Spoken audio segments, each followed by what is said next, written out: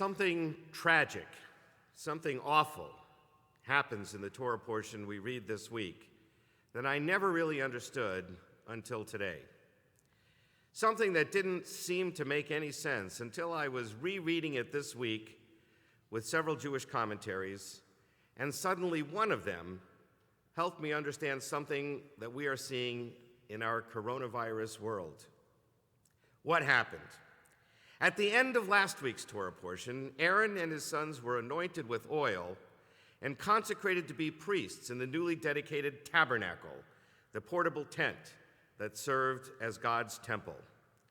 Moses instructed them to stay at the entrance to the tent of meeting for 7 days to complete their period of ordination. They were not to leave that place for a moment, Moses said, lest they die. You might say they were quarantined there for a week. This week, we read that on the 8th day, the first sacrifices were brought to dedicate the tabernacle. And I'll come back to the idea that it was on the 8th day a little later. So anyway, an elaborate ritual was performed, precisely as instructed, in order that God's presence would be dramatically revealed. And sure enough, after the sacrifice was offered on the altar in the courtyard outside the tent of meeting itself, a fire burst forth from before the Lord and consumed the burnt offering, and all the people saw and shouted and fell on their faces. Wow, awesome, pyrotechnics, scary, dramatic.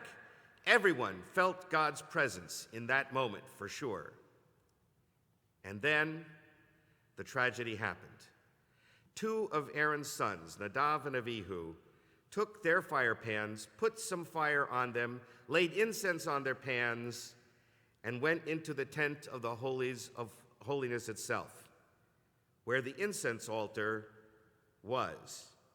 Not the altar for sacrificing, which was outside the tent, but inside the tent of meeting where the special incense altar was. And immediately, a fire came forth from the Lord and consumed them. Whoosh! Just like that. They were killed instantly. An awful, horrifying tragedy. Why did God's fire burst forth and kill Aaron's sons? What did they do that was so wrong? A lot of ink has been spilled to try and explain that. Some commentators suggested that Aaron's sons might have been drunk and acted foolishly or improperly in their drunkenness.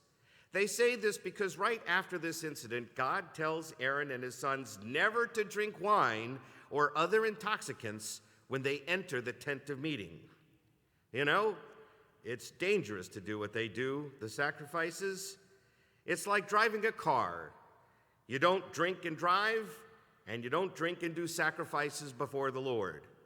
But they were drunk, according to this theory, so they had a terrible, fatal accident. Others say perhaps Nadav and Avihu were jealous of their father, who had just performed this amazing, dazzling feat.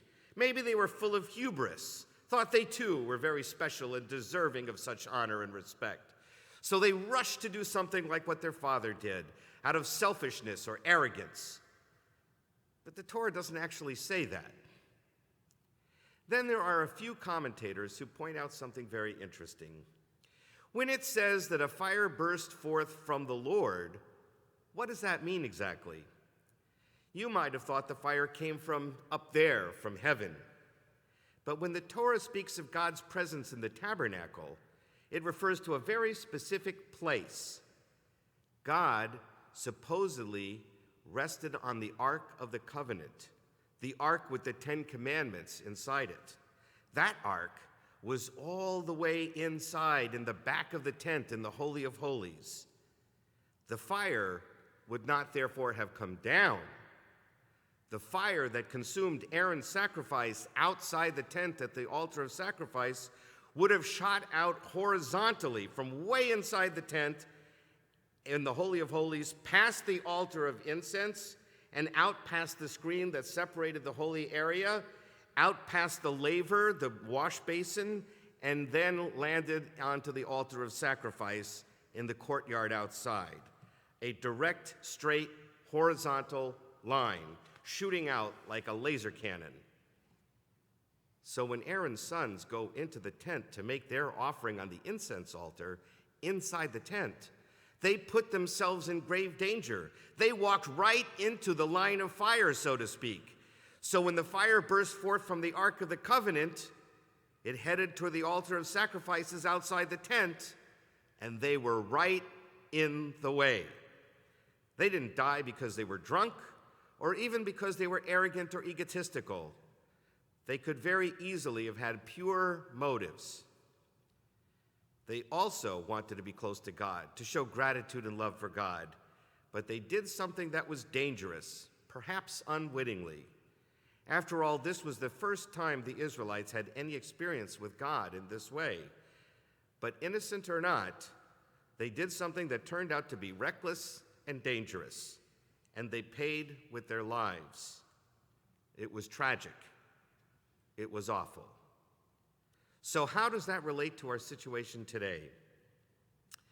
Recently, a few church pastors decided to disregard the advice of public officials and our nation's medical experts and to hold services in their churches with all their parishioners. At first, I thought they were just crazy or reckless, or perhaps they were too arrogant and full of themselves. But at least one of them, Bishop Gerald Glenn, the pastor of New Deliverance Evangelistic Church in Virginia, seems to have been sincere in his conviction.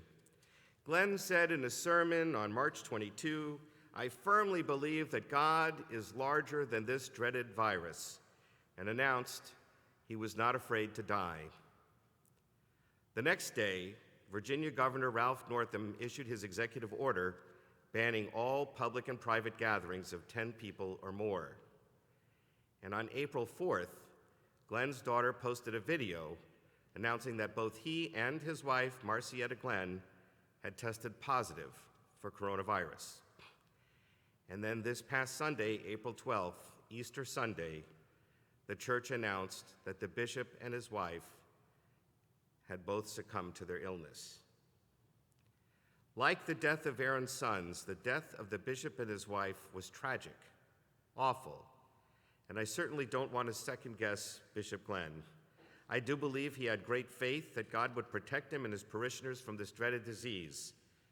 But unfortunately, it seems, he put himself right in the line of fire, in harm's way. The other pastor, Tony Spell of Life Tabernacle Church in Baton Rouge, Louisiana, claimed that his church was not at risk of being infected because the coronavirus was politically motivated. Ahead of his Easter service, he told Reuters, "Satan and a virus will not stop us.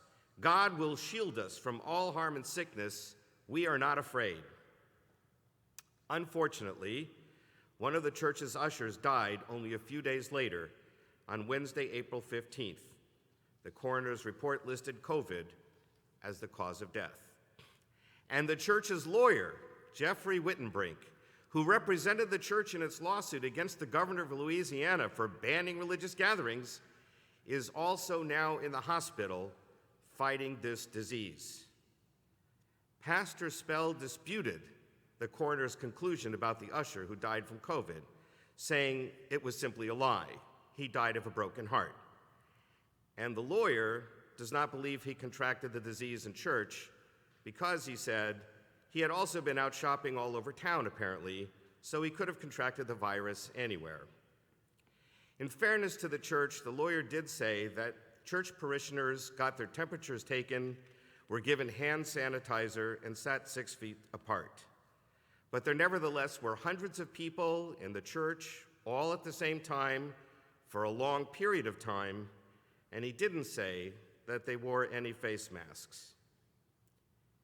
So here's the thing. How do I understand what God wants from us today?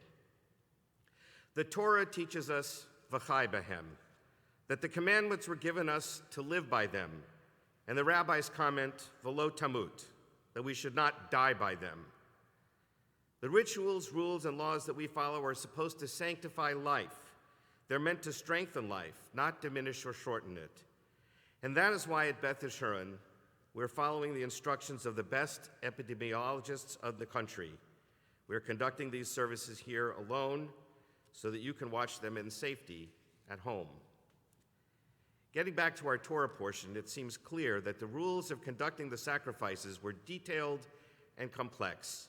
It was understood that the job was a dangerous one. If you pushed the wrong button or flipped the wrong switch, so to speak, you could easily get killed in a blaze of fire. And that is why the priests had to study the rules and rituals carefully and be meticulous in their work. It was a specialty that required exquisite training. In our case, all of the medical professionals agree that this disease is not a hoax. It is not a political farce, but a really dangerous disease. It is more infectious than the ordinary flu.